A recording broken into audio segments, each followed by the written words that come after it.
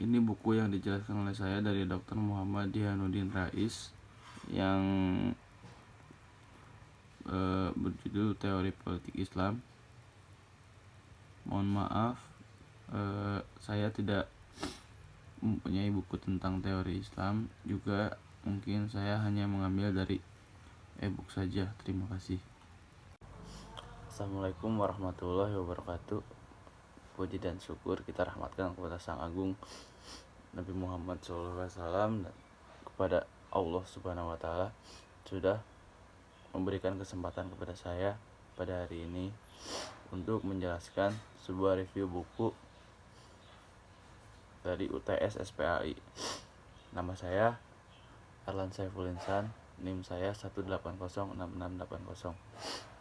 Hari ini saya bakal mereview buku yang dari Dr.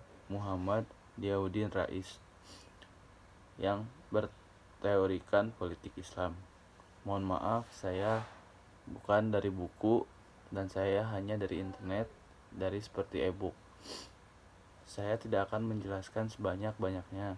Mungkin saya hanya bisa menjelaskan seperti politik Islam di Indonesia dan politik Islam pada masa Nabi Muhammad SAW. Oke, perpustakaan dialog dalam terbitan KDT-nya Muhammad Rais Dihanuddin, teori Islam Muhammad Dihanuddin Rais, penerjemah Abdul Hayy Al-Kati, penyuting Eus Urnawati dari Jakarta. Terus mungkin dari daftar isi ini sangat banyak sekali, sampai 319 halaman. Saya hanya menjelaskan saja bentukan negara Islam. Baik, dari pendahuluannya mungkin ini dijelaskan sangat rinci dan banyak sekali tentang Islam dan politik dalam teori-teori, terutama pada fase-fase pertumbuhan dan pertemanannya berkalian erat dengan kejadian-kejadian sejarah Islam dahulu. Baik, lalu ke era kenabian. Mungkin dari era kenabian ini menjelaskan sebuah sejarah Islam yang dimulai sejak Rasulullah SAW melalui dakwah mengajak manusia untuk menyembah Allah Subhanahu wa Ta'ala hingga meninggalkan beliau.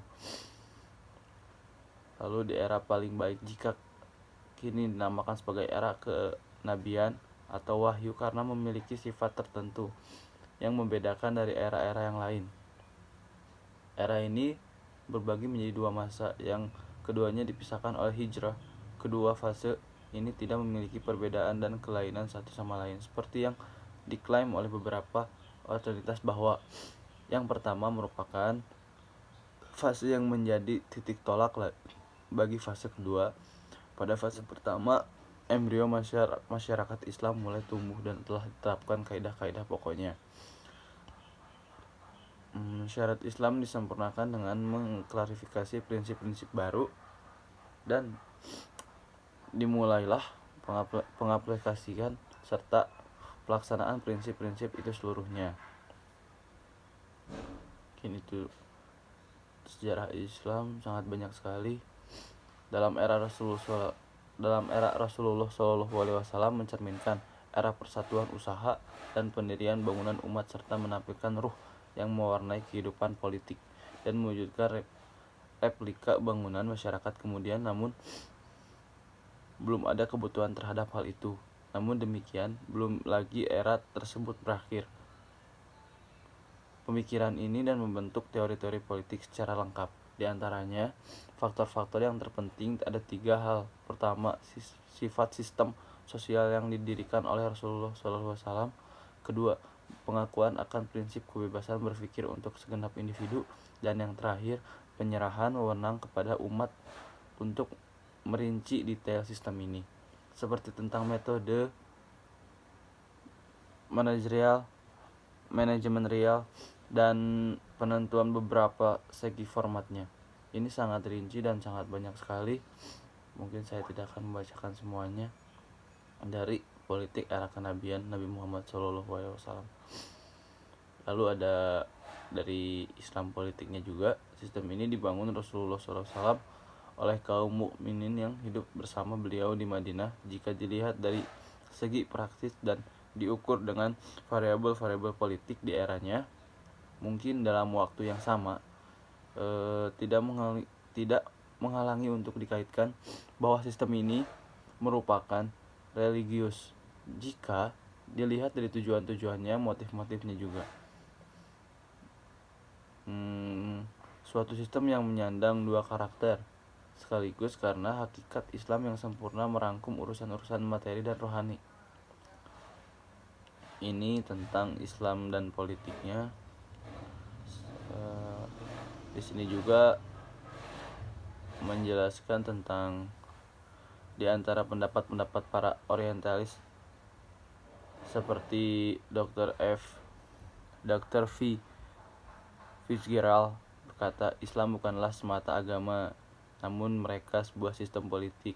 Meskipun dekade-dekade terakhir ada beberapa kalangan dari umat Islam yang mengklaim sebagai kalangan modernis yang berusaha memisahkan kedua sisi.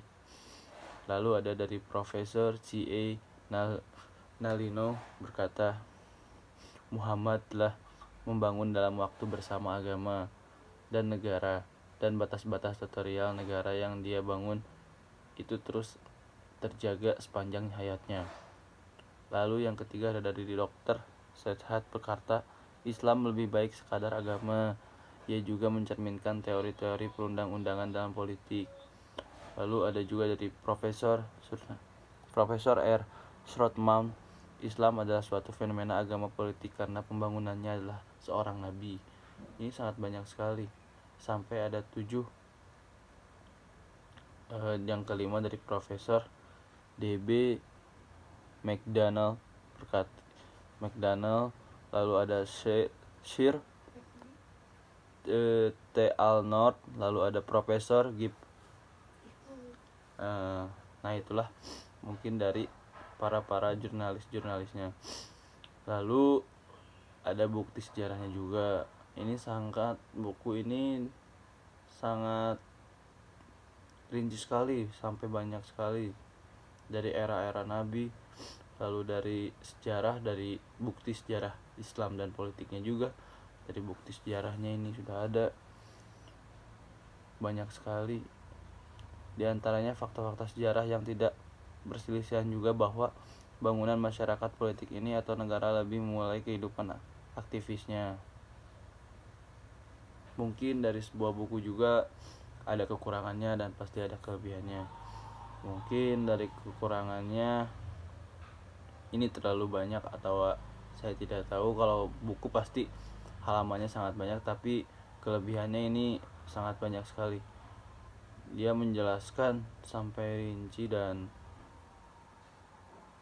pengetahuannya sangat terlihat di sini.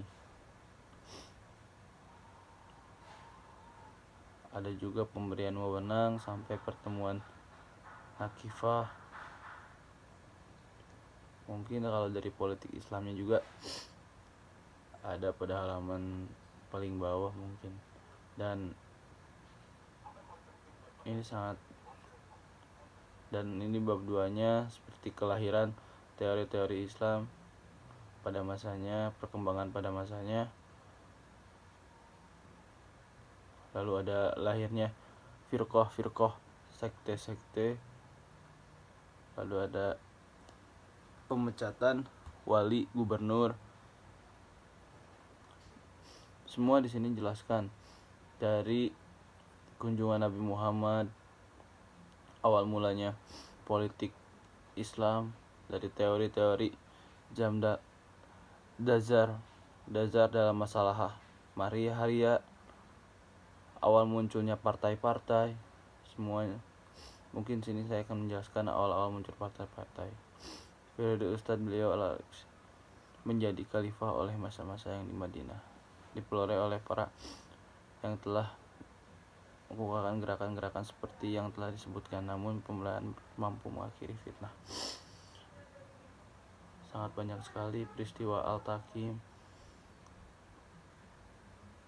Makamul Ula, pertemuan. Ya, mungkin saya akan menjelaskan tentang Islam di Indonesia. Mungkin di Islam di Indonesia di pada era ini masih berlaku hanya di bagian Aceh. Mungkin di bagian Aceh mereka di sana seperti hukum cambuk masih berlaku, masih bisa dilakukan oleh pemerintahnya kepada masyarakat yang melanggar aturannya.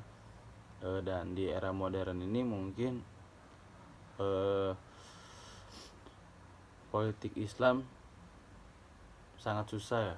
Mungkin pada era ini kebanyakan kita memakai seperti alat elektronik yang sudah mengganggu, dan kurangnya pemasukan dari pemerintah harusnya berkepentingan kepada agama, seharusnya seperti begitu.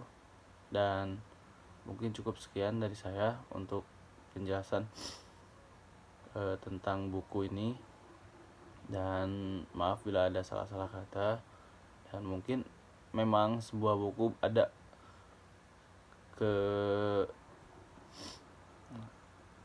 kekurangannya dan ada kelebihannya. Dan saya kekurangannya ini mungkin buku ini sangat khawatirnya sangat panjang sekali dan terlalu tidak dipahami oleh orang lain mungkin ya. Tapi kelebihannya ini sangat detail sekali, sangat rinci sekali, melihat semua ini dijelaskan dari awal mulanya politik itu sampai gubernur-gubernur yang sudah wali-wali dan para ahli-ahli yang menjelaskan agama tentang Islam politik itu. Oke, terima kasih. Wassalamualaikum warahmatullahi wabarakatuh.